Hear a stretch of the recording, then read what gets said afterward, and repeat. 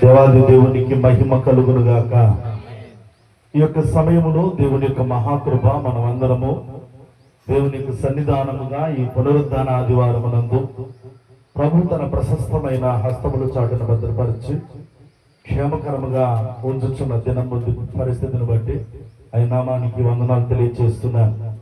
ఈరోజు మాట్లాడుకుంటున్న సందర్భము పెర్గము సంఘము గురించి మనం మాట్లాడుకుంటున్నాం. పెర్గము సంఘము, ఈ పెర్గమును గురించి గత వారములో అనేకమైన ఆ యొక్క గురువారం కొన్ని వివరాలు తెలుసుకుని ఉన్నాం. పెర్గము అనగా గోపురము అని, పెర్గము అనగా దుర్గము అని. పెర్గమునకు అనేకమైన సందర్భాల గురించి మనం మాట్లాడుకుని ఉన్నాం. అందును బట్టి మరొకసారి ప్రియులరా,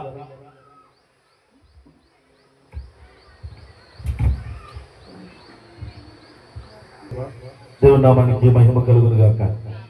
సో ఈ మందిర వివరము కొరకు మనము గత వారం నుంచి వింటున్నాం. రాత్రికాల సమయంలో కూడా దైవజనులట ఈ ప్రకటన గ్రంథంలో నుండి 7 దీపస్తంభముల మధ్య 7 నక్షత్రములు కుడి చేత పట్టుకుని సంచరించువాడు అని ఒక విషయాన్ని రాత్రికాల సమయంలో దైవజనులు జపనీ శాస్త్రయ్య గారు కూడా తెలియజేసి ఉన్నారు. యాక్చువల్ దాని వివరం ఆల్రెడీ మనము తెలుసుకుని ఉన్నామని నేను భావిస్తున్నాను. ఎందుకనంటే 7 దీపస్తంభముల మధ్య అనగా 7 దీపస్తంభములు అంటే 7 సంఘాలు అని వివరణ మీకు తెలియజేశాను. 7 దీపస్తంభముల మధ్య 7 నక్షత్రములు అంటే ఆ నక్షత్రాలు దైవ సేవకులు, వాటి యొక్క సంఘములో ఆ దైవ సేవకులుగా దేవుడు వాటిని పోల్చి తెలియచేస్తున్నాడు అనే విషయాన్ని మీకు తెలియచేశాను. ఆ సంచరించువాడు నక్షత్రములు తన కుడి చేత పట్టుకున్నవాడు మరి ఎవరో కాదు, నజరేయుడైన యేసు. హల్లెలూయా. ఆ యేసయ్యనే సంగమునకు శిరస్సుగాను, సంగమునకు పునాదిగాను, సంఘము అంతా కూడా దేవునికి శరీరము దేహముగాను మనం మాట్లాడుకుంటూ వచ్చాం. హల్లెలూయా. ఈ సంఘము ఆయన ఇల్లు, సంఘము ఆయన దేహం. కనుక నా ప్రియమైన వాళ్ళరా, ఈ రోజున మందిర పరిచర్య గాని సంఘ పరిచర్య గాని మనం ఏదన్నా చేసామనుకోండి, మనం ఎవరింట్లో పనిచేస్తున్నట్లు? దేవుడింట్లోనే. హల్లెలూయా. కాబట్టి నా పని నీ పని వేరొకరి పని అనుకోవడానికి వీలు లేదు. మనం అందరం కలిసే ఆ దేవుని పనిలో నిమగ్నమై ఉండాలి, పాలు పంపులు పొందాలి. ఎవరి యొక్క బాధ్యత ఎవరి వంతు వారు నిర్వర్తిస్తూ ఎవరి పని వారు చేస్తూ ఉండాలి. ఇది నాకేనా అంటే అది నీ ధన్యత, అది నీవు మాత్రమే చేస్తున్నావనంటే అది నీ భాగ్యం. హల్లెలూయా. సో కాబట్టి దేవుని యొక్క పరిచర్యలో మనం ఆ రీతిగా ముందుకు కొనసాగడానికి ప్రయత్నం చేయవలసిందిగా తెలియజేస్తూ ఉన్నాను. బైబిల్ గ్రంథంలో పెర్గము సంఘముల గురించి మనం మాట్లాడుకుంటున్న చెప్పబడుతున్న ప్రకారముగా పెర్గము సంఘముల గురించి గోపురము దుర్గముగా మనం మాట్లాడుకుని ఉన్నాం. ప్రస్తుత నామము బర్గము అనే పేరుగా పిలువబడుతుందని గత గురువారం మనం మాట్లాడుకుని ఉన్నాం. అయితే ఈ వచ్చిన అంశములు బైబిల్ గ్రంథంలో ప్రకటన గ్రంథము 2వ అధ్యాయము 12 నుంచి 17 వరకు అయితే ఈ వచనాలు చూపించబడుతూ ఉన్నాయి. కాబట్టి ఈ ప్రకటన గ్రంథములో ప్రియమైన దేవుని బిడ్డలన మనం మాట్లాడుకుంటున్న ఆ సందర్భాలు ఈ 17 వచనం వరకు వివరణ గనక మనం చూడగలిగితే ఈ పెర్గము గురించి దేవుడు ఏమంటున్నాడంటే, మొట్టమొదటిగా ప్రశంసను వారికి తెలియజేసి ఉన్నాడు. రెండవదిగా తప్పులు మోపి ఉన్నాడు. ప్రశంసేమో సాతాను సింహాసనముల స్థలములలో నీవు కాపరమున్నావని నేను ఎరుగుదును, మరియు సాతాను కాపరమున్న స్థలములలో నా యందు విశ్వాసివై ఉండి నన్ను గురించి సాక్షి అయిన అంత్యపయోను వాడును. నీ మధ్యన చెప్పబడిన దినములలో కూడా నీవు నా నామము గట్టిగా చేపట్టి నా యందు విశ్వాసము విసర్జించలేదని నేను ఎరుగుదును. ఇది ప్రశంస. తప్పుల గురించి మాట్లాడుతున్నాడు. విగ్రహములు బలి ఇచ్చిన వాటిని తినుట, జారత్వము జరిగించుట, బిలాము బోధలు అనుసరించుట, నికోలయితుల బోధలను అనుసరించుట వంటి యొక్క సందర్భాలు ఇవి తప్పులు అన్నమాట. పురికొల్పు, మారు మనసు పొందు, మరొక అవకాశం ఇస్తున్నానని పురుకొల్పుని ఇస్తున్నాడు. హెచ్చరిక, నీవు అలా మారు మనసు కనుక పొందకపోతే నేను నీ యొద్దకు త్వరగా వచ్చి నా నోట నుండి వచ్చు ఖడ్గము చేత వీరితో యుద్ధము చేసేదను. హల్లెలూయా.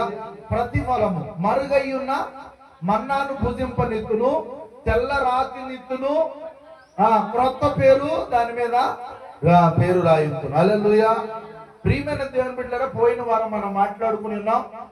మొదటి యొక్క సంఘం అనబడుతున్న ఎఫెసీ సంఘముల గురించి పరిచయం చేసుకుంటున్నప్పుడు దేవాది దేవుడు ఏమని తను తాను పరిచయం చేసుకున్నాడంటే, 7 దీపస్తంభముల మధ్య 7 సంచరించువాడు 7 నక్షత్రములు తన కుడి చేతను పట్టుకుని 7 దీపస్తంభముల మధ్య సంచరించువాడు తెలియచేయుచున్నది ఏమనగా అని 7 దీపస్తంభములు 7 నక్షత్రములతో పోల్చి వాటి మధ్య సంచరిస్తున్న వాడిగా ఆయన కనపరుచుకుని ఉన్నాడు. రెండవ స్మరణ సంఘములో పరిచయం చేసుకున్నాడంటే, ఇదిగో మొదటి వాడును కడపటి వాడును మృతుడునైతున్నా గాని ఇదిగో మరలా బ్రతికిన వాడినై చెప్పు సంగతులు ఏమనగా. హల్లెలూయా. వారు మరణం గురించి భయపడుతున్న సందర్భాల్లో వారితో ఆ విధముగా ఆయన మాట్లాడుతున్నాడు. ఈ మూడవ సంఘం అనబడుతున్న పెర్గము సంఘములో ఏమని పరిచయం చేసుకుంటున్నాడంటే, ప్రియమైన వాళ్ళరా, 2 అంచులు గల ఖడ్గము, 2 అంచులు గల ఖడ్గము గలవాడు చెప్పు సంగతులు ఏమనగా. హల్లెలూయా.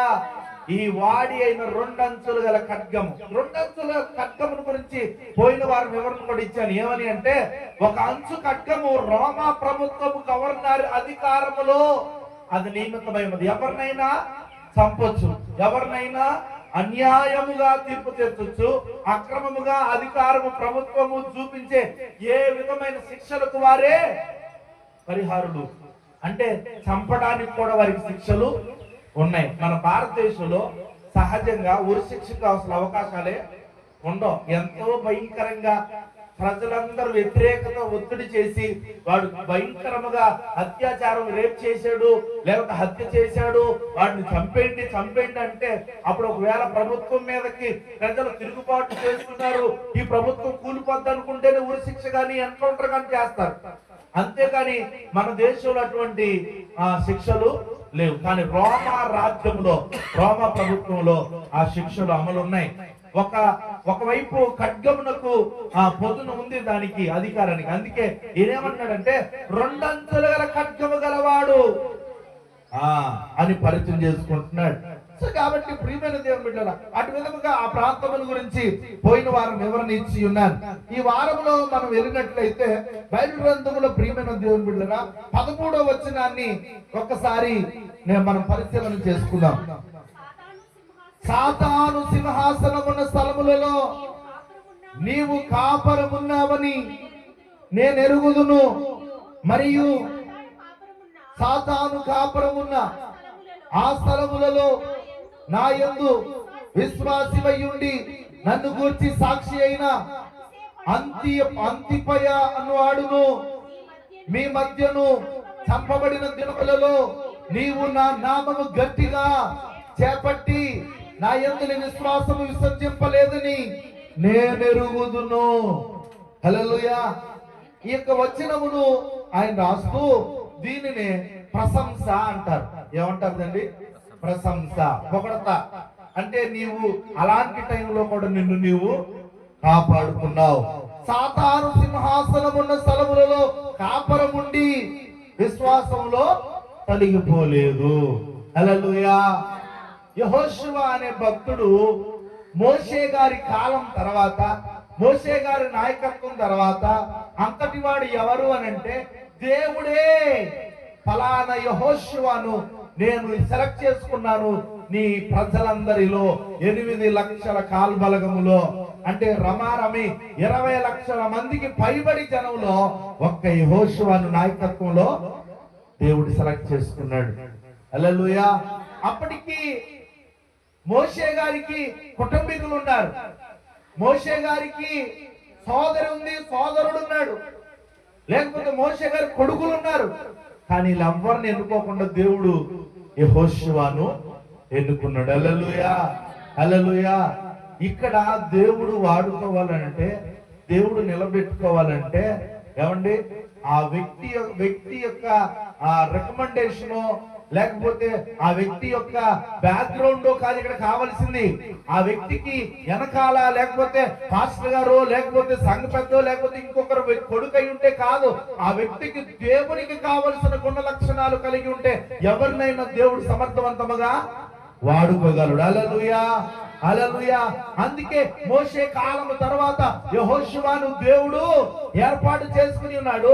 యెహోషువను ద్వారా ఇదిగో మోషే యొక్క ప్రయాణము ఆ యొక్క అరణ్య ప్రదేశంలో ఆగిపోయిన తర్వాత మోషే గారు ద్వారా అక్కడి నుంచి కానానులకు ప్రవేశింపజేసిన తర్వాత వారందరూ లోబడి నల్లని ప్రజలు కనుక, దేవునిపై తిరుగుబాటు చేసే మనస్తత్వం గలవారు కనుక వారందరూ రకరకాల దైవాలను పూజిస్తూ ఉంటే యెహోషువ అంటాడు, మీరు ఎవరిని సేవించినను నేను నా ఇంటి వారిని మాత్రం యెహోవానే సేవించదు అంటున్నాడు. హల్లెలూయా. చప్పట్లు కొట్టి దేవుని నామాన్ని మహిమపరచు. హల్లెలూయా.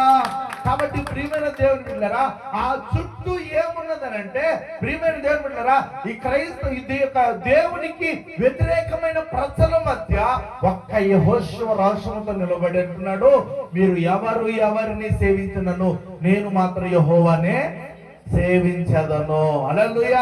ఇక్కడ కూడా ఏమంటున్నాడు ప్రశంసలో, సాతాను సింహాసనముల స్థలములలో కాపురం ఉండి మీరు మీ విశ్వాసాన్ని కోల్పోకుండా కాపాడుకుని ఉన్నారు. హల్లెలూయా, హల్లెలూయా. 6 నెలల పోతే వీరు అవుతారంట. కాబట్టి ప్రియమైన దేవుని బిడ్డలారా, వీరి విశ్వాసం ఏ మాత్రం తొలగిపోకుండా కలిగిన దాన్ని గట్టిగా కాపాడుకున్నాడు. చాలా మంది అంటారు, ఏమండి మా అమ్మాయి అంటే వాడు జత పట్టి పాడైపోయాడండి, ఏమండి మా అమ్మాయి అంటే దాని జత పట్టి పాడైపోయిందండి, ఏమండి మా ఆయన అక్కడికి వెళ్ళిన కానీ మాట్లాడలేదండి. హల్లెలూయా. చుట్టూ ఎటువంటి వారంటే బైబిల్ రాయబడుతుంది, తోడేళ్ల మధ్య గొర్రె పిల్లగా మిమ్మల్ని ఉంచి ఉంటున్నాను, వదిలిపెడుతూ ఉన్నాను.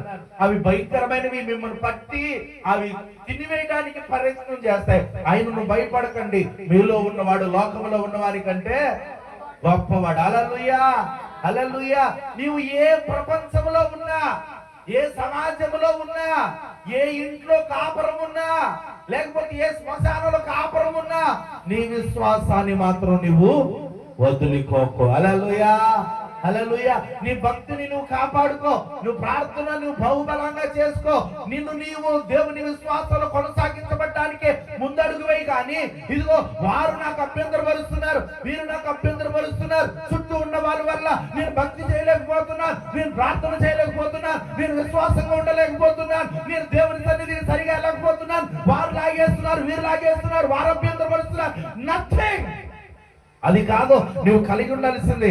నీవు ఎట్టి పరిస్థితుల్లో కూడా నీ పోరాటం మాత్రం విడిచిపెట్టడానికి వీలు లేదు సుమి. హల్లెలూయా. కాబట్టి ప్రశంస దేవాది దేవుడే పరలోకమందున్న ఆ యొక్క దేవాది దేవుడు పరిశుద్ధాత్మ ద్వారా యేసుక్రీస్తు ప్రభు వారు ప్రకటించుతున్న మాటలను యోహాను గారు తెలియజేస్తూ ప్రశంసగా సాతాను సింహాసనముల స్థలములలో కాపురం ఉండి విశ్వాసంలో తొలగిపోలేదు. ఈరోజు మన విశ్వాసాన్ని తొలగిపోవడానికి వీలు లేదు. ఎట్టి పరిస్థితులు కూడా నీ విశ్వాసాన్ని బలహీనపరచడానికి వీలు లేదు. సాతాను సింహాసనముల స్థలం అంటే ప్రియమైన దేవుని బిడ్డల, సాతానుకు ఒక సింహాసనం ఉందా? సాతానుకు ఒక సింహాసనం ఉంటుందా? పరలోక రాజ్యంలో దేవాది దేవునికి సింహాసనం ఉంది. ఆ సింహాసనం ఎదుట మనమందరము ఒక రోజున ప్రత్యక్షపరచబడవలసిన వారమై ఉంటే, మరి సాతానుకు ఒక సింహాసనం ఉందంటే ఉంది. ఈ లోకము దాని సింహాసనం. హల్లెలూయా. యేసు ప్రభువు వారు అంటారు, ఆకాశము నా సింహాసనము, భూమి నా పాదపీఠం అంటాడు. అయితే ప్రియమైన దేవుని బిడ్డలారా, పరలోకములో దానికి సింహాసనము లేదు, కానీ పాతాళములో దానికి సింహాసనం ఉంది. పాతాళములో దానికి సింహాసనం ఉండి ఆ సింహాసనం మీద కూర్చుని మాట్లాడుతుంది. ఇదిగో అది పడద్రోయబడ్డానికి గల కారణం ఈ దేనికో తెలుసా? వేకుచుక్క నక్షత్రమా, ఎలా ఆకాశము నుంచి పడద్రోయబడితివి. ఆ పడద్రోయబడ్డానికి ప్రథమ కారణమే తన్ను తాను హెచ్చించుకుని సింహాసనమును అధిష్ఠించాలనుకుంది, సింహాసనం మీద కూర్చుండాలనుకుంది. అందుకని ఒక్కసారిగా త్రోయబడి కన్నబడి పాతాళములోనికి పడవేయబడింది. పాతాళములో దానికి ఒక సింహాసనాన్ని ఏర్పాటు చేసుకుని ఇదిగో ఈ దేవునికి వ్యతిరేకముగా ప్రజలను కలిగింపచేసి దేవుని లోపరుచుకుని నరకములో ప్రవేశించి అనేకులను పోగేసుకుని అదే సింహాసనంలో కూర్చుండి ఏలుబడు చేస్తుంది. హల్లెలూయా, హల్లెలూయా. కాబట్టి నా ప్రియమైన దేవుని బిడ్డ, దానికి పరలోకంలో సింహాసనం లేదు గాని అది పాతాళములో దానికి సింహాసనము ఉంది. కాబట్టి అది భూమి మీదే ఉంది. స్మరణ అనే సంఘముల గురించి మనం మాట్లాడుకునేటప్పుడు సాతాను సమాజ మందిరము అని ఉంటుంది. స్మరణ సంఘములో ఏముంటుందండి? సాతాను సమాజ మందిరము ఉంది అక్కడ. అయితే పెర్గములో సాతాను సింహాసనం ఉంది. ఏముందంటండి? సాతాను సింహాసనం ఉంది. అయినప్పటికీ కూడా వారి విశ్వాసంలో పెర్గములో సాతాను సమాజ మందిరం ఉంది. వారి విశ్వాసాలు గట్టిగా పట్టుకుని ఉన్నారు. వీరికి సాతాను సింహాసనమే ఉంది. బైబిల్ గ్రంథంలో సాతాను యొక్క కొన్ని విషయాలను మనం తెలుసుకున్నట్లయితే యోహాను సువార్త 12వ అధ్యాయంలో, యోహాను సువార్త 12వ అధ్యాయం 31వ వచనం, ఇప్పుడు ఈ లోకమునకు తీర్పు జరుగుతున్నది. ఇప్పుడు ఈ లోకాధికారి బయటకు త్రోసివేయబడును. హల్లెలూయా. ఏం జరుగుతుంది? ఇప్పుడు ఈ లోకమునకు తీర్పు జరుగుతున్నది. ఇప్పుడు ఈ లోకాధికారి బయటికి త్రోసివేయబడును. ఏ అధికారి అంటే వీడు? ఈ లోకాధికారి. వాడి యొక్క ఆధీనం ఉంది లోకం. వాడు చెప్పిన వాటిలే చూడండి. చెడ్డదానికి మనసు చెడ్డదానికి చెవి బాగా పెడతారు కానీ మంచిది బాగుపడేదానికి చెవి పెట్టడానికి ఇష్టపడరు. నాశనం అయిపోవడానికి ప్రేరేపించబడతారు కానీ బాగుపడటానికి ఇష్టపడరు. చదువుకోరయ్యా అంటే కష్టపడతారు కానీ చదువు మానేరయ్యా అంటే సంతోషంగా ఇష్టపడతారు. పనికి వెళ్ళరయ్యా అంటే బాగుపడతాడే అని చెప్పేసి కష్టపడతారు కానీ పని మానేసి రోడ్లో కూడా తిరగరయ్యా అంటే ఏమండి ఇష్టపడతాడు. ఏమండి మందు బానిస అయిపోయి, సిగరెట్ బానిస అయిపోయి, లోకములు అనేకమైన బానిసత్వాలకు బానిస అయిపోయి రే కొడకా అవి మానేరా అంటే దానికి కష్టపడతాడు కానీ వేసుకోరా నువ్వు ఎంతైతే తాగు, నువ్వు ముందు కూర్చుని రమ్ము జిన్ను తాగుదా మొత్తం ఎదురు అని అంటే అబ్బా వాడికి ఇష్టపడతాడు. అంటే సాతాను లోకాధికారి ఇష్టపడతాడు. దేవునికి నీ కష్టం ఇష్టం. ఏమి ఇష్టం? దేవునికి నీ కష్టం ఇష్టం. సాతానికి నీ ఇష్టమే దానికి ఇష్టం. హల్లెలూయా. అర్థమవుతుందండి? నీవు ఇష్టం దేనికి ఇష్టపడతావు అనంటే సినిమా దగ్గర ఎంతసేపు అయినా ఇష్టం, సెల్ ఫోన్ దగ్గరికి ఎంతసేపు అయినా ఇష్టం, లేకపోతే ఎక్కడికైనా లాంగ్ డ్రైవ్కి ఇష్టం, లేకపోతే ఇంకేదైనా వాటెవర్. ఇవన్నీ వీటన్నిటిని గురించి నేను వేరే ఉద్దేశంతో మాట్లాడట్లేదు కానీ ఇవన్నీ కలిగి ఉన్నప్పటికీ కూడా సెల్ ఫోను లేకపోతే ప్రయాణాలు వద్దంటలేదు. కానీ నీ ఇష్టం అధికమైన వాటికే ఉపయోగిస్తున్నావు కానీ దేవుని సన్నిధిలో. ఏమండి మొన్న పొలపర సంఘంలో లేక మీరు ఇంకా సమయం ఇంకా కుదించండి, మేము కూర్చుండలేకపోతున్నాం, మేము వినలేకపోతున్నాం. ఎలా ఉంటున్నారు మీరు? ఏమి ఆత్మీయమైన ఆ యొక్క దాహంతో ఉండకపోవటం వల్ల మిమ్మల్ని తీసుకొచ్చి చక్కగా కుర్చీల మీద కూర్చుంటబెట్టిన ఏమాత్రం మీకు అతి విలువ తెలియట్లేదు. హల్లెలూయా. సో కాబట్టి ప్రియమైన దేవుని బిడ్డలారా, లేఖనములో చెప్పబడుతున్న ప్రకారముగా దేవుని వాక్యమును బట్టి జ్ఞాపకం చేస్తున్నాను. సాతాను ఈ లోకాధికారి. ఇప్పుడు లోకమునకు తీర్పు జరుగుతున్నది. ఇప్పుడు లోకాధికారి బయటికి త్రోసివేయబడును. ఈ యుగ సంబంధమైన అని రాయబడుతూ 2 కొరింథీ 4:4 మాట రాయబడుతున్నాడు. సాతాను యొక్క క్రియల గురించే. సాతాను యొక్క క్రియలు 2 కొరింథీ 4:4 దేవుని స్వరూపి అయ్యున్న క్రీస్తు మహిమను కనపరుచు శుభార్త ప్రకాశము వారికి ప్రకాశింపుకుండు నిమిత్తం ఈ యుగ సంబంధమైన దేవత అవిశ్వాసులైన వారి మనోనేత్రములకు గుడ్డితనము కలగ చేసెను. హల్లెలూయా. మీరు కేవలం ఇక్కడ రాయబడుతున్న ఈ యుగ సంబంధమైన దేవత. మామూలుగా ఎవరైనా దేవతానిగానే పూజించే దైవాల గురించి మీరు అనుకోవచ్చు. ఇంగ్లీష్లో ఏంజెల్ అంటే దేవత. మా ఇంట్లో మా పిల్లల్ని పెద్ద దేవత చిన్న దేవత అని పిలుస్తాను. అంటే వాళ్ళు దైవాలనే కాదు, ఏంజెల్ అంటే తెలుగు అర్థం ఏంటంటే దేవత అని అర్థం. ఏమండి? సో కాబట్టి బైబిల్ గ్రంథంలో కేవలం దేవతే అని రాశారు. ప్రకటన గ్రంథం, ఈ యొక్క దానియేలు గ్రంథంలో కానీ మరి ఇతర ఏంజెల్స్ అనే సందర్భం వచ్చినప్పుడు వారు ఏం చేశారంటే దేవత అనే ప్రచురణలోనికి తీసుకుని వచ్చారు, ఏంజెల్స్. సో కాబట్టి మీరు గమనించినట్లయితే దేవుని స్వరూపి అయి ఉన్న క్రీస్తు మహిమను కనపరచు సువార్త ప్రకాశం వారికి ప్రకాశింపకుండా నిమిత్తం ఈ యుగ సంబంధమైన దేవత విశ్వాసులైన వారి మనోనేతను గుడ్డితనము కలగచేస్తును. హల్లెలూయా. సో కాబట్టి ఇది ఎవరి ఆధీనంలో ఉంది అనంటే వారి ఆధీనంలో ఉందనే విషయాన్ని తెలియజేస్తున్నాను. ఎఫెసీయులకు రాసిన పత్రిక 6వ అధ్యాయం 12వ వచనంలో ఈ మాట రాయబడుతుంది. ఎఫెసీయులకు రాసిన పత్రిక 6:12. ఏలయనగా మనం పోరాడునది శరీరులతో కాదు గాని ప్రధానులతోనూ అధికారుల ప్రకారముగా. ఏలయనగా ఏమంటున్నాడంటే ఏలయనగా మనం పోరాడున్నది శరీరులతో కాదు గాని ప్రధానులతోనూ అధికారులతోనూ ప్రస్తుత అంధకార సంబంధులకు లోకనాథులతో ఆకాశ మండలమందున దురాత్మల సమూహములతో పోరాడుచున్నాము. హల్లెలూయా. ఇక్కడ వారు ఎక్కడున్నారంట? ఈ పెర్గము సంఘం వారు సాతాను సింహాసనం ఉన్న ప్రదేశాలలో స్థలములలో నివాసం ఉంటున్నప్పటికీ వారి విశ్వాసాన్ని వారు కోల్పోలేదు. అయితే సాతాను సింహాసనం ఎక్కడున్నది అనంటే ఈ లోకాధికారిది. అందుకే ఇక్కడ ఏమంటున్నాడంటే మనం పోరాడుతున్నది శరీరంతో కాదు, ప్రధానులట వారు, అధికారులట, ప్రస్తుత అంధకార సంబంధులకు లోకనాథులట, ఆకాశ మండలమందున దురాత్మ సమూహములతో పోరాడుచున్నాము.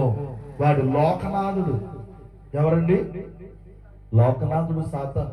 సో కాబట్టి వాయుబడుతున్న ప్రకారముగా వాడు ఆధీనములు లోకము ఉంది.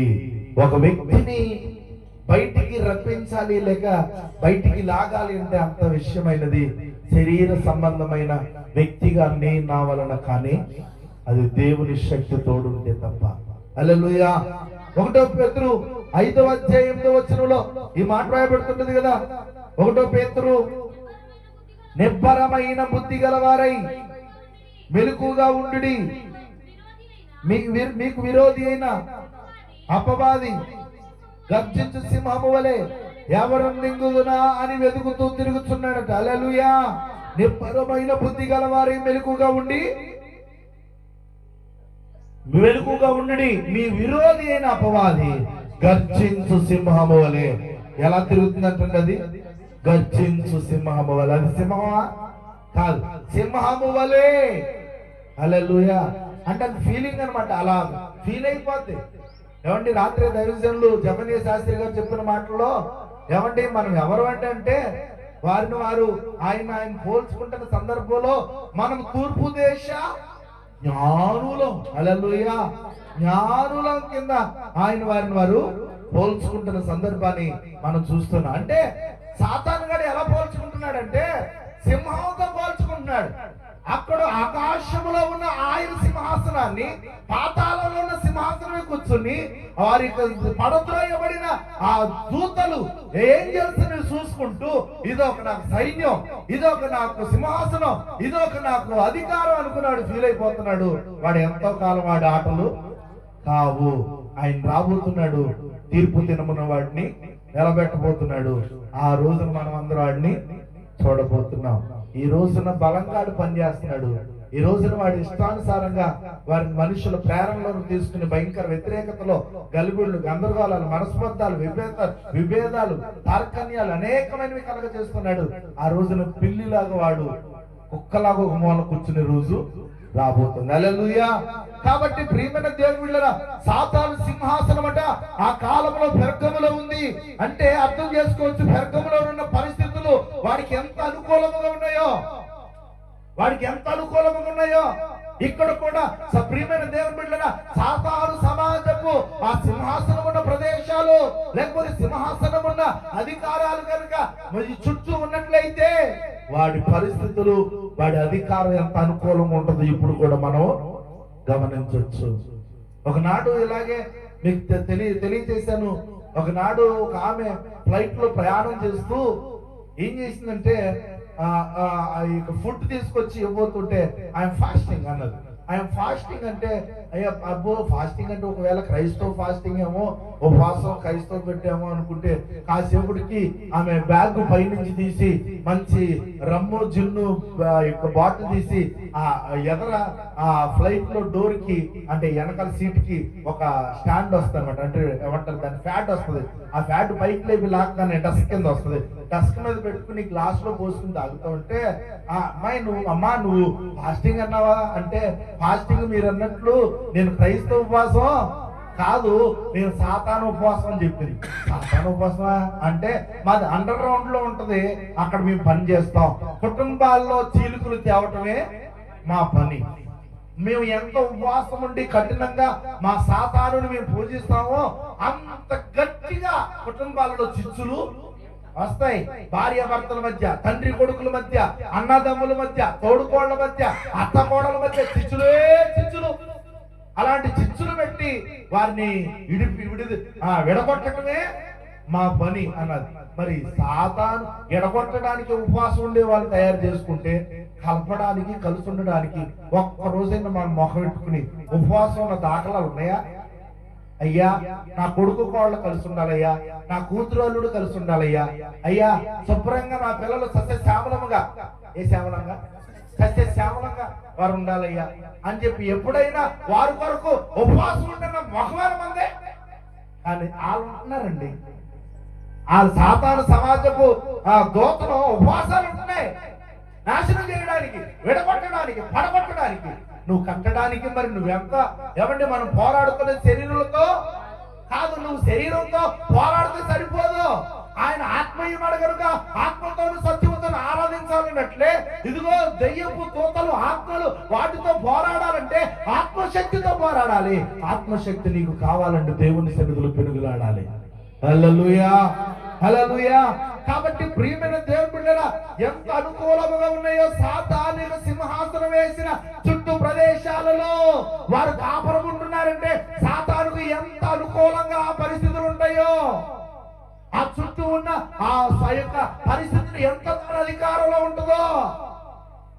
ఏమండి పక్కనేనండి సాతాను సింహాసనం ఉంది అని చెప్పి చెబుతానే ఉంటాం, మనం ఎంకొరపడ నిద్రపోతాం.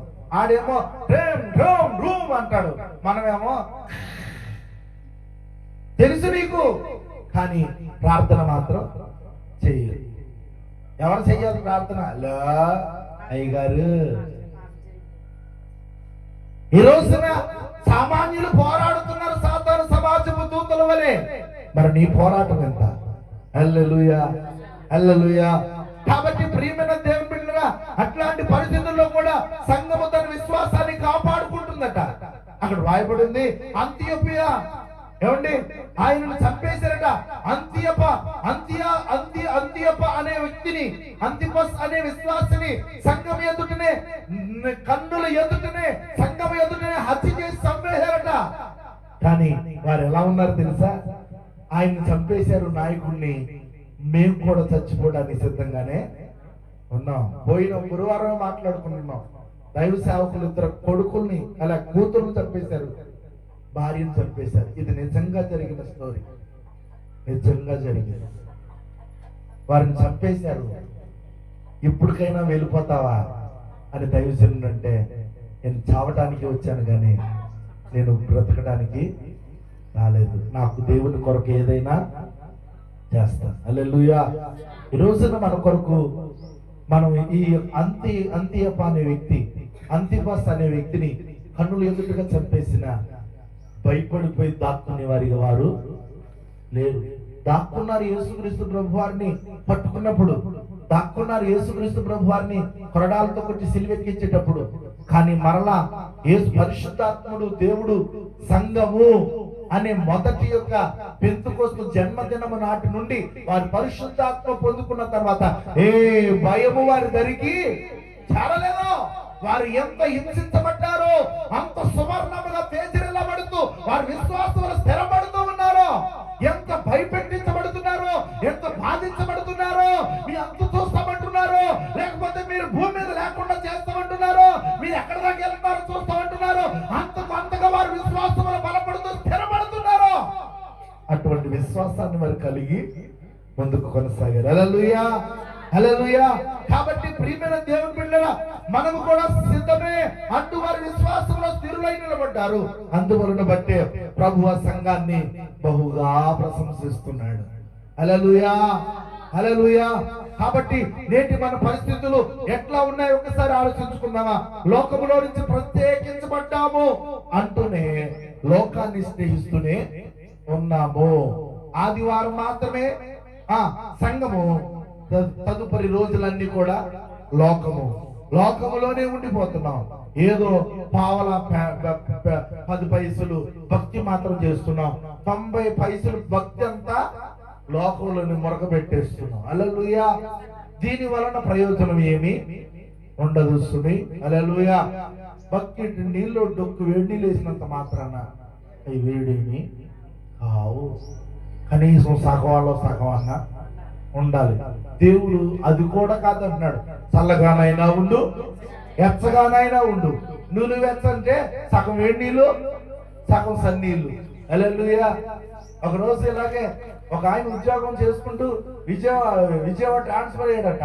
విజయవాడ బాగా పల్లెటూరు అయితే ఆ మొదటి శాలరీ రాగానే వాళ్ళ ఆవిడకి ఏదో ఒకటి కొనాలనుకున్నాడు.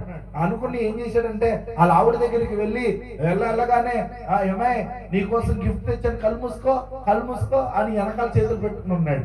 వెనకాల చేతులు పెట్టుకుని అలా వీళ్ళ ఆవిడ అనుకున్నది ఏదో పెద్ద చీర తెచ్చుంటాడు, లేకపోతే నాకే తెచ్చుంటాడు, పెద్ద శాలరీ కదా అనుకున్నాడు. ఈ అబ్బాయి తీసాడంటే ప్లాస్కో పెట్టాడు. ప్లాస్కో పెట్టి ఏమంటున్నాడంటే, అమ్మాయి ఇద్దుగో అన్నాడు. ఇదేం బాటిల్ ఉంది, ఏంటిది అన్నది. కాదమ్మాయి, ఇందులో వేడి నీళ్ళు పోస్తే ఎన్ని రోజులైన వేడిగానే, ఎక్కడైనా 24 గంటలే ఉంటాయి, కానీ ఇది ఎన్ని రోజులైన వేడిగానే ఉంటది. చన్నీళ్ళు పోస్తే ఎన్ని రోజులైన చల్లగానే కాస్త కూడా ఏమాత్రం. వీళ్ళిద్దరు రాత్రి అంతా ప్లాన్ చేసుకుని ఏం చేశారంటే, ఏమండి సగం వేడి లేదా, సగం సన్నీ లేదా, కింద ఏమో చల్లగా ఉంటాయి, పయ్యేమో అని ప్లాన్ చేసుకుని అలా ఆవిడ సన్నీళ్ళు పోసింది, ఈయన దాంట్లో వేడి నీళ్ళు పోసాడు. చూస్తే ఎటు కాకుండా అయిపోయినాయి. హల్లెలూయా. క్రైస్తవ జీవితం 7 దినాలు అలాగే ఉంది. చల్లగా ఉంటుంది, ఎచ్చగా ఉంటుంది. ఈ రెండు కలిపి నిలువెచ్చని స్థితిలో అయిపోతుంది క్రైస్తవ సమాజం. హల్లెలూయా. అందుకే మన సమాజాన్ని ఒక మంచి పేరు పెట్టొచ్చు, నిద్ర లేవని రుద్రసింహాలు. ఏం సింహాలండి? నిద్ర లేవని. మనం పడుకున్నాం, అసలు లేస్తే అసలు ప్రపంచం ఉనికి, ఇదిగో భూమి ఆకాశం తలక్రిందులు చేయవారు ఇక్కడ కూడా వచ్చి ఉన్నారు. పౌలును చూసి అంటారు, ఇతగాడు సౌలేనా అంటున్నారు. కానీ సౌలు లేచాడు, ఆయన పడుకోలేదు. లేచిన ఆ సౌలు పౌలుగా మార్చబడ్డాడు. హల్లెలూయా. పేతురులా లేడు. పేతురు నిద్రపోయిన దినాల్లో పారిపోయాడు. నాకు తెలియదు ఏసంటే ఎవరు నాకు. కానీ పౌలు ఇప్పుడు పడుకోలే, లేచాడు. పౌలు లేచి ఇదిగో ఒక్కసారిగా ఆయన సువార్తను ప్రకటించడం, దేవుని పరలోక రాజ్యమును గురించి ఇదిగో ప్రారంభించడం మొదలుపెట్టి 3000 మందికి ఒక్కసారిగా బాప్తిసం ఇచ్చాడు. సౌలు పౌలుగా మారిన తర్వాత, అయ్యలారా అమ్మలారా, నేను పూర్వ హింసకుడును, హానికరుడును, దోషకుడును, ఇప్పుడైతే దేవుని ప్రేమ చేత తన పాదముల చేత కొట్టుకుని వచ్చి ఇదిగో నన్ను ప్రేమించి దేవుడిచ్చిన ఉచిత జీవితమును దేవుని కొరకు కనపరుచుతున్న పౌలును అని స్వార్థ ప్రకటించడం ప్రారంభించాడు. వారు లేచారు.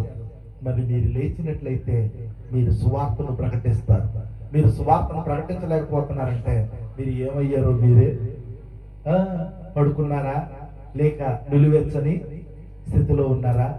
మీలో నింపబడితే చూడండి, ఒక బాటిల్లో నీళ్ళు పోస్తే ఫుల్ అయిపోయిన తర్వాత ఆ నీళ్ళేమవుతుంది, అంటే పడిపోవటం పక్కనెడితే పొంగుతాయి, అంటే దొరులుతాయి, బయటికి కారిపోతాయి. అంటే నింపబడిన తర్వాతే కదా.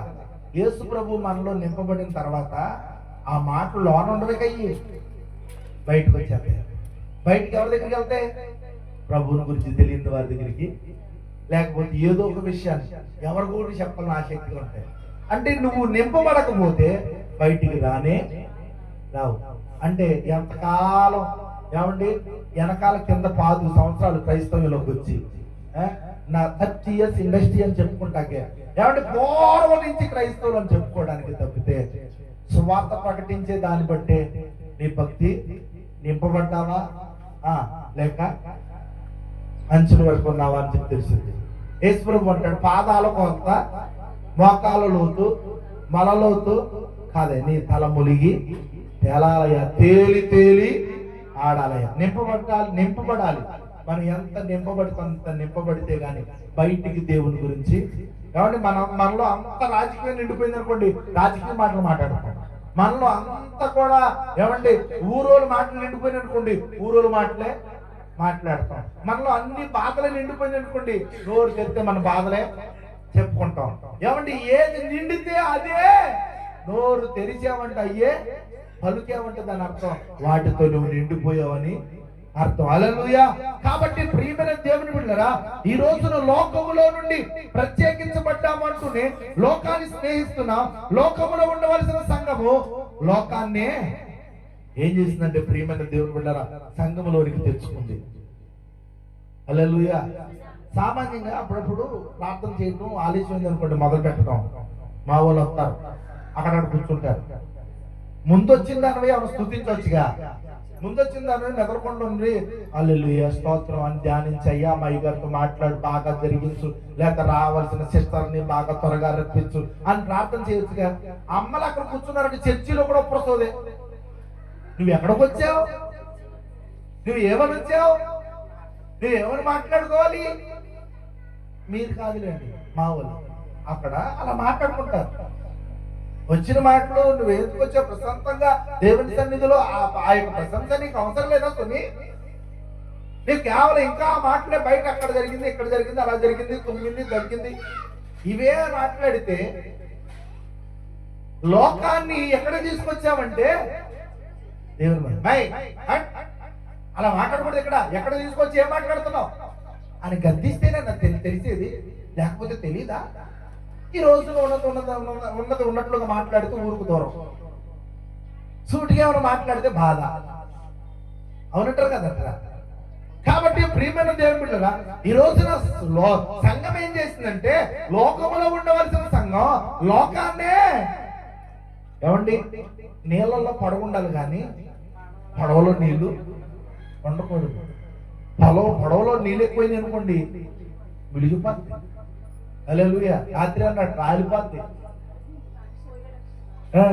రాలిపోయిన నక్షత్రం. హల్లెలూయా. సో కాబట్టి ప్రియమైన దేవుని బిడ్డలారా, ఇక ప్రత్యేకత మనకి చోటు ఎక్కడ ఉంటుంది? సంఘములకు ప్రత్యేకత ఉండాలి. సమాజం అంతా సమకూడేదాన్ని, ప్రజలందరూ సమకూడేదాన్ని, అందరూ ఒక చోట ఉండేదాన్ని సంఘం అంటారు అని మాట్లాడుకున్నాం లేదా? మహిళా మండలం గ్రూప్ అంతా సంఘం, లేకపోతే ఇంకా రాజకీయ ప్రజలంతా సంఘం, లేకపోతే ఇంకేదైనా ప్రజలంతా సంఘం. ఇలాంటి సంఘాలు చాలా ఉన్నాయి. అన్ని సంఘాలలో నీ సంఘము ప్రత్యేకించబడినది. అది యేసుక్రీస్తు రక్తము చేత వెలపెట్టి కొనబడినది. ఈ సంఘానికి యేసుక్రీస్తు శిరస్సు, ఈ సంఘానికి యేసుక్రీస్తు పునాది, ఈ సంఘానికి యేసుక్రీస్తు శరీరం. అటువంటి సందర్భంలో నేను ఉంటే ఎలా మనము ఉంటున్నాం? మనకు ప్రత్యేకత కలిగి ఉంటుందా? అలాగే ఇతర సంఘాల్లాగా మనం ఉంటున్నామా? ఇతరమైన వాటి మేలే మనం కూడా ప్రవర్తిస్తున్నామా? వాటికి మనకి ప్రత్యేకత లేకుండా ఉంటున్నామా? ఒకసారి ఆలోచించండి. అలా లోకములో ఉండవలసిన సంఘం లోకమే సంఘంలోకి వచ్చేస్తే ప్రత్యేకతకు చోటు ఎక్కడ ఉంటుందో ఒకసారి ఆలోచించండి. సంఘం వెలుపల వారి నుండి మనం ఎదుర్కొంటున్న సమస్యల కంటే సంఘంలో ఉన్న వారితో సమస్యలు ఎక్కువైపోయిన ఎదుగుతున్నాను. వీళ్ళకి ఒకటి బడి సత్తలేదు, బయట గురించి పక్కన పెడితే వీళ్ళకి ఒకటి గ్రూపులు ఎక్కువైపోయింది. పోయినసారి జ్ఞాపకం చేశాను, ఇక్కడ పెద్ద దేహము బొమ్మేసి ఈ దేహంలో మనం ఉన్నాం, దేవుని అవయవాలు, దేవుని ప్రజలు, దీని మీద పెత్తనం చేయడానికి ఎవడి వల్ల? ఆల్మోస్ట్ పాస్టర్ కూడా పెత్తనం చేయడం కాదు, పాస్టరే కాదు, అధ్యక్షుడే కాదు, సంఘ పెద్దే కాదు, లేకపోతే పాతుకుపోయిన విశ్వాసే కాదు, లేకపోతే దగ్గరుండి మందిరం కట్టించినోడే కాదు, ఎవరైనా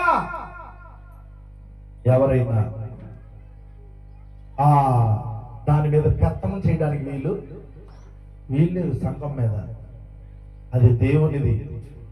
సో కాబట్టి నా ప్రియమైన దేవుని బిడ్డలారా, ఈ రోజున మనము ఎదుర్కొంటున్న లోకంలో సమస్యల కంటే సంఘంలో సమస్యలు ఎక్కువైపోయినాయి, సంఘంలో పడకపోవడం ఎక్కువైపోయినాయి, సంఘంలో రాజకీయాలు ఎక్కువైపోయినాయి, సంఘంలో విభేదాలు ఎక్కువైపోయినాయి. మనం ఇంకా సాతాను గారితో సాతాను గారు ఆల్రెడీ మనకు చిచ్చులు పెట్టేసి వదిలేసేయడానికి, మనం లోకంతో పోరాటం చేయడానికి వదిలేసి మానేసి మనం తల్లి చచ్చిపోవడం సరిపోతుందిగా. ఇప్పుడు మనం ఒక ఐక్యతగా యూనిటీగా ఉండి సాతాను సమాజం మీద మనం ప్రార్థన చేసి ఉపవాసం ఉండి దాన్ని జయించాలని చెప్పి నడుము తట్టి బిగించుకోవాలి. అమ్మ ప్రార్థనకు రామ్మా అంటే మా పిల్లోడికి బాగాలేదమ్మా అన్నదనుకో.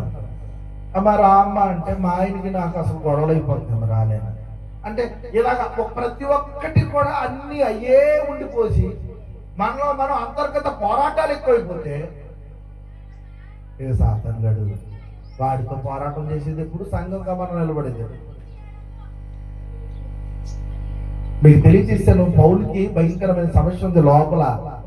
ఆ బలహీనత తాను ఎప్పుడు కూడా బయటికి చెప్పుకోలేదు. నా బలహీనత ఏంది, నీ బలము పరిపూర్ణమవుతుందని చెప్పావు కదా ప్రభువా, నీ కృప నాకు చాలు అన్నాడు. దేవుడు ఈ మాట ఇచ్చాడు, వాగ్దానం ఇచ్చాడు. సో కాబట్టి ప్రియమైన దేవుని బిడ్డలారా, ఇక్కడ మనం లోకములో ఎదుర్కొంటున్న సమస్యల కంటే సంఘంలో ఉన్న వారితో మనకు సమస్యలు ఎక్కువైపోయినాయి. అంతర్గత కొట్లాటలతో సరిపోతుంది. ఇక దురాత్మల సమూహాలతో మనం ఏం పోరాడగలం? పోరాటం చేయలేకే కదా మనం అంతర్గత పోరాటాలు మనం వ్యక్తిగతంగా కలిగి ఉండడానికి గల కారణం. వాడితో రాజీ పడిపోతున్నాం, వాడి జీవితాలు, వాడి సింహాసనాన్ని సంఘంలోకి తీసుకొచ్చేస్తున్నాం. ఈ రోజున చాలా సంఘాల్లో వాడి సింహాసనాలు ఉన్నాయి, పడట్లేదు ఒకరికంటే ఒకరికి, కుటుంబాల కింద లేకపోతే మనుషుల కింద, వ్యక్తిత్వాల కింద చిన్నాభిన్నం అయిపోతున్నారు, విడిపోతున్నారు, రాజకీయ ప్రక్షాళన కలిగి ఉంటున్నారు, పోరాటాలు ఎక్కువైపోయాయి. ఇవన్నీ కూడా వారంతటి వారు చేసుకుంటూ వ్యతిరేకంగా అయిపోతున్నారు. సాతాను సింహాసనం లోకంలో ఎక్కడో ఉండట్లేదు, నేరుగా సంఘంలోనికే తీసుకొచ్చేసారు. హల్లెలూయా, హల్లెలూయా. అలిగిపోవటాలు, కోపపడిపోవటాలు, ప్రశాంతత లేకపోవటాలు, సంఘంలోకి వెళ్ళేదే శాంతి సమాధానం కోసం. ఉన్న శాంతి పోతుంది వెళ్తే, ఉన్న సమాధానం పోతుంది వెళ్తే, ఉన్న నెమ్మది పోతుంది వెళ్తే, లేనిపోని నెత్తి మీద పెట్టుకుని రావాల్సిన పరిస్థితి, దిగజారిపోయిన స్థితిలోనికి సంఘం వచ్చేసింది. దానికి గల కారణం సాతాను సింహాసనం నేరుగా సంఘంలోకి వచ్చేసింది. హల్లెలూయా. ఎన్ని సంఘాలు ఉన్నాయి? మన సంఘం అటువంటి పరిస్థితులు ఉందా? సమాధానం లేకుండా విచ్ఛిన్నమైన పరిస్థితుల్లో ఉన్నామా? అందుకని వాడికి రాజ్యం పడిపోతూ వాడి సింహాసనాన్ని సంఘంలో తీసుకొస్తున్నాం. అయితే పెర్గేము సంఘము మన ఆధ్యాత్మికమైన జీవితాలకు గొప్ప సవాలుగా ఉంది. సాతాను సింహాసనమున స్థలములలో వారు కాపరమున్నా వారి విశ్వాసాన్ని వారు కాపాడుకోగలిగారు. హల్లెలూయా, హల్లెలూయా. ఇక్కడ ఏమంటున్నాడు? నీవు నా నామమును గట్టిగా చేపట్టావు. హల్లెలూయా. ప్రభువైన యేసు నామమును గట్టిగా పట్టుకున్నాడనగా ఆయన రక్షకుడు గాను, ఆయన ప్రభువు గాను సంపూర్ణ మనసుతో అంగీకరించడయే ప్రభువు నామమును గట్టిగా అంటాడు. బైబిల్లో నీవు కలిగి ఉన్న దాన్ని గట్టిగా పట్టుకొను అంటాడు.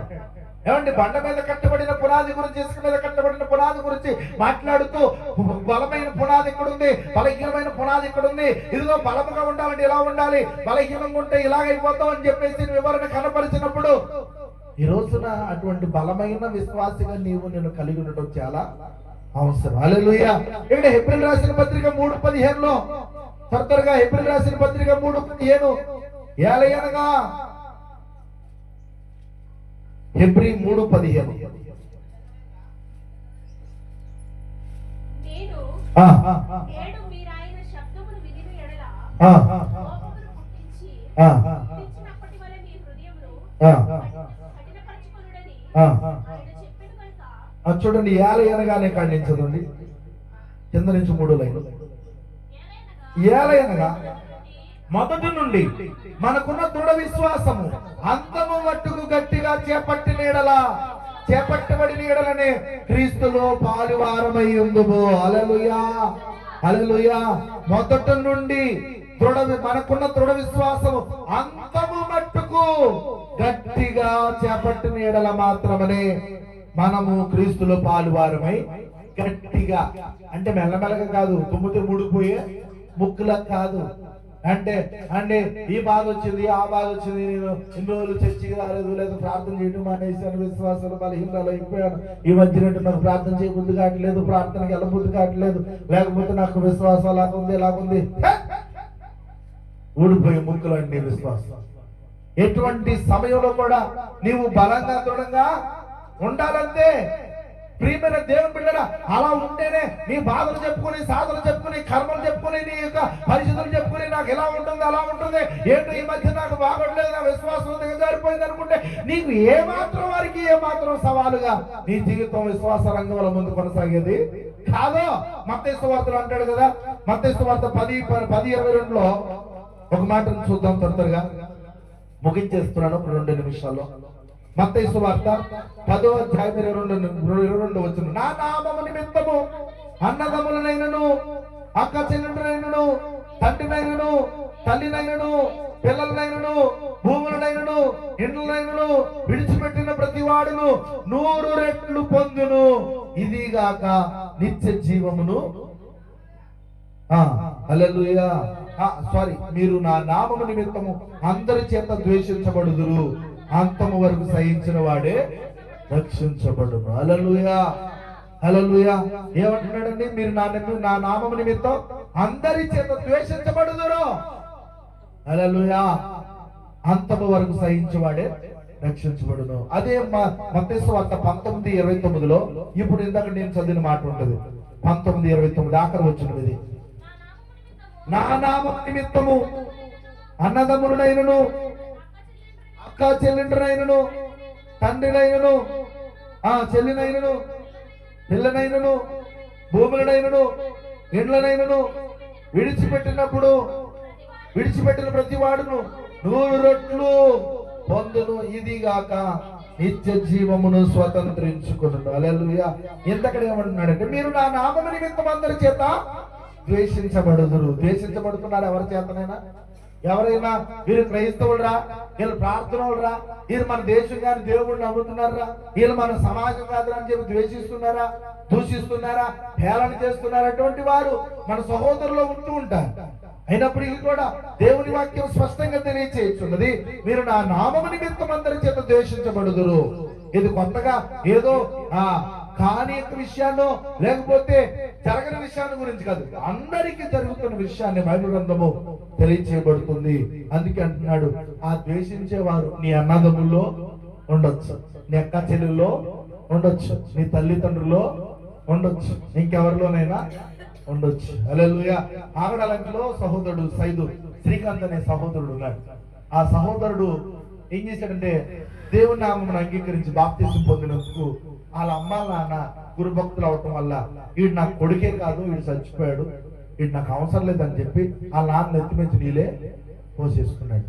ఇప్పుడు వాళ్ళ అమ్మ నాన్న కావాలంటే ఈ జీవం కలిగిన దేవుణ్ణి విడిచిపెట్టారు కదా, ఈ దేవుణ్ణి విడిచిపెట్టేయాలి అని అంటే ఏమండి, వాళ్ళ నాన్న అన్నాడు, చిల్లి గవ్వకోడు నీకు ఏమన్నాడు, ఇంట్లో నీకు సోటే ఇప్పటికీ లేదు.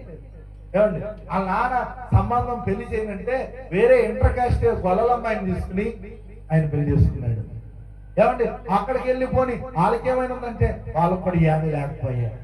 ఇప్పుడు ఎక్కడ ఉన్నాడయ్యాట? దేవుని సేవ నిమిత్తం సమస్తను విడిచిపెట్టి ఏమండి ఎక్కడికో అడవిలోకి వెళ్ళి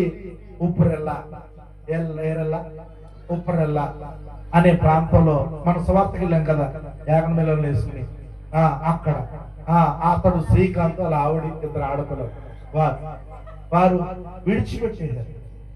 సో కాబట్టి ప్రియమైన దేవుని ఉప్పరెల్లలో ఉంటున్నాడు. అక్కడ ఏమైనా తినడానికి లేదు, అక్కడ తాగడానికి ఉండదు. ఏమండి అన్ని ఏమి విడిచిపెట్టేసాడు? ఇండ్లనైనను, అన్నదమ్ములనైనను, ఆ తల్లిదండ్రులైనను, అక్క చెల్లెండ్రులైనను, ఆ పిల్లలనైనను. ఏంటంటే వీళ్ళు విడిచిపెట్టేశారు.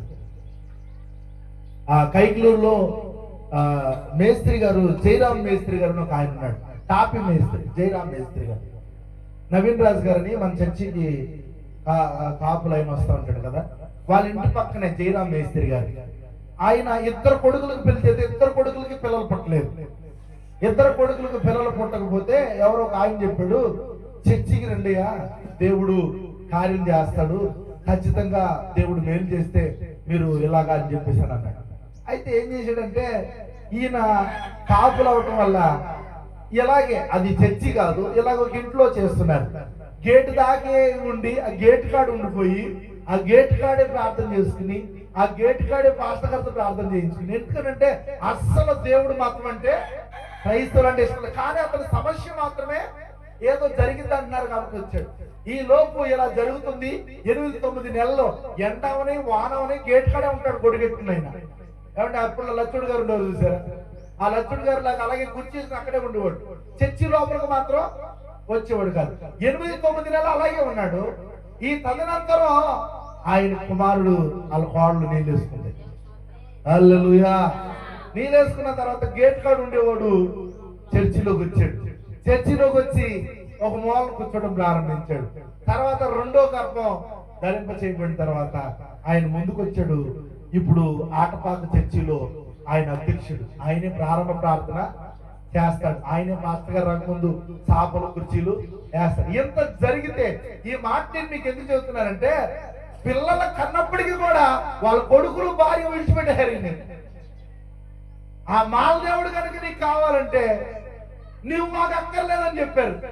కానీ ఈయన ఒక శబ్దం చేశాడు, అయ్యా నాకు కనుక బిడ్డలు కలిగిస్తే, సంతానాన్ని కలిగించి వారసత్వాన్ని ఇస్తే జీవితాంతం రుణపడి ఉంటాను ప్రభువా. ఇప్పటికీ ఉన్నాడు ఆయన జయరాం రమేష్ గారు అంటే పెద్ద పేరు. టాపీ మేస్త్రి వెళ్ళి అడుక్కోండి కావాలంటే, ఎవరికి కావాలంటే. ఆయనకి ఇది జరిగిందా లేదా, అబద్ధమా అని చెప్పేశారు. అయితే ఆయన ఏం చేశాడు అనుకున్నారు? టాపీ మేస్త్రి కాబట్టి పైన ఒక సెట్ వేసుకున్నాడు, రేక్ షెడ్ కింద ఇల్లు కట్టుకుని పైన కాపురం ఉన్నాడు, కింద సంబంధం లేదు. పైన ఆయన యేసు ప్రభువుని పెట్టుకున్నాడు, కింద వీళ్ళ దైవాలను పెట్టుకున్నారు. వీళ్ళ కాళ్ళకి లేవు సంబంధాలు, అన్నం మాత్రమే ఇస్తారు. ఆయన పెద్ద మేస్త్రి, పెద్ద సంపాదికుడు, కొడుకులు రే అంటే వాళ్ళు కూర్చునే వాళ్ళు. కానీ ఒక్క యేసు ప్రభు గురించి ఈయన చచ్చిన కుక్కల్లే భరిస్తున్నాడు. యేసు ప్రభు నామము నిమిత్తం అన్ని సహించి భరిస్తున్నాడు, దేవుని మాత్రం విడిచిపెట్టలేదు. హల్లెలూయా. దీని కొరకు నేను మాట్లాడుతున్నాను. ఈ రోజున మీరు నా నామము నిమిత్తం అందరి చేత ద్వేషించబడుదురు, అయినను అంతము వరకు సహించండి. హల్లెలూయా. సహించిన వాడే రక్షించబడును. నా నామము నిమిత్తము అనాథములైనను, అక్క చెల్లెలైనను, తండ్రినైనను, తల్లినైనను, పిల్లలైనను, భూములైనను, ఇండ్లనైనను విడిచిపెట్టిన ప్రతి వాడు 100 రొట్లు. ఏమండి ఇక్కడ అనుకుంటున్నారా? ఒకవేళ ఇక్కడ ఇస్తే ఇవ్వచ్చు, కానీ అక్కడ మాత్రం నీకు 100 రొట్లు ఫలమిచ్చును. హల్లెలూయా. హల్లెలూయా. ఇది కాకుండా నిత్య జీవమును స్వతంత్రించుకున్నాను. హల్లెలూయా. ఆయనకు చాలా మంది సాక్షులు ఉండొచ్చు, కానీ ప్రభు కోరుకునేది నమ్మకమైన సాక్షి. హల్లెలూయా. పిలువబడిన వారు అనేక మంది, ఏర్పరచబడిన వారు కొద్ది మంది, నమ్మకమైన వారు బహు కొద్ది మంది. ఆయన కావాల్సింది నమ్మకమైన వారు. హల్లెలూయా. నీ ఇల్లు అప్పగించావు అంటే ఎవరికైనా, నువ్వు బయటికి వెళ్ళేటప్పుడు నీ పిల్లల్ని అప్పగించి వెళ్తున్నావంటే ఎవరికైనా, నీ ఆస్తుల్ని మేతలు నిండి చెరువులు చూడండి అని చెప్పేసి అని అప్పగిస్తున్నావంటే వారెవరో తెలుసా? నమ్మకమైన వారు. హల్లెలూయా. నీవు అలాగ చేస్తుంటే నమ్మకమైన వారికే ఆ బాధ్యత. నీకు అలాంటి వారు అందరూ ఉంటారు, అందరికీ మా బాధ్యతలు. అందరు ఉంటారు, అందరికి అప్పగించవు నీ పిల్లల్ని.